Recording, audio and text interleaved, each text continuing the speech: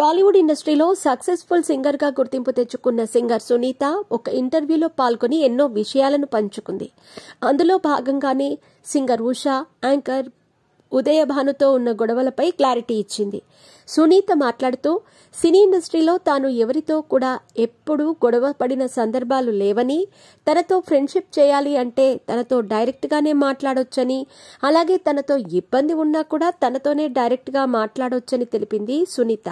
మీ pets కి grooming నుంచి birthday celebrations వరకు అన్నింటిలో మంచి ఆఫర్స్ ని మాయా టైల్స్ అండ్ ట్రయల్స్ వారు మీ ముందుకి తీసుకుని వచ్చారు. ఎక్కడో కాదు, మన బాజ్పల్లిలో. Phone number 8985555318. సినీ ఇండస్ట్రీలో తనని అపార్థం చేసుకున్న వారి లిస్ట్ పెద్దగానే ఉందని, అది కూడా ఈ మధ్యనే అర్థమైందని తెలిపింది.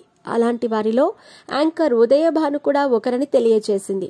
ఒక ప్రోగ్రాం చేయటానికి తనను ఇన్వైట్ చేశారని, అయితే అందులో యాంకర్ ఉదయభానును కూడా పిలిచారు. అయితే యాంకర్ గా ఉదయభాను చేయటానికి వస్తున్న సమయంలో నేను పాడిన పాటకు మ్యూజిక్ ప్లే చేసేవారందరూ కూడా నీరసమైన రాగం అందించారని, ఉదయభాను రావటం సునీతకు ఇష్టం లేదనే విధంగా కొంతమంది రూమర్లు సృష్టించారని తెలిపింది.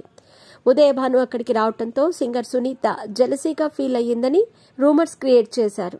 కానీ నాకు అక్కడ జెలసీ ఫీల్ అయ్యే విషయం కనిపించలేదని తెలిపింది సింగర్ సునీత. అందుకే అప్పటి నుంచి ఉదయభాను, సింగర్ సునీత మధ్య గొడవలు మొదలయ్యాయి అనే విధంగా రూమర్స్ వినిపించాయని తెలిపింది. అయితే ఈ విషయాన్ని ఒక ఇంటర్వ్యూలో ఉదయభానునే డైరెక్ట్ గా నా పేరు చెప్పకుండా స్టేట్మెంట్ ఇచ్చిందని తెలిపింది సునీత. ఏది ఏమైనప్పటికీ ఉదయభాను హర్ట్ అవ్వటం తనకు నచ్చలేదని తెలిపింది సింగర్ సునీత.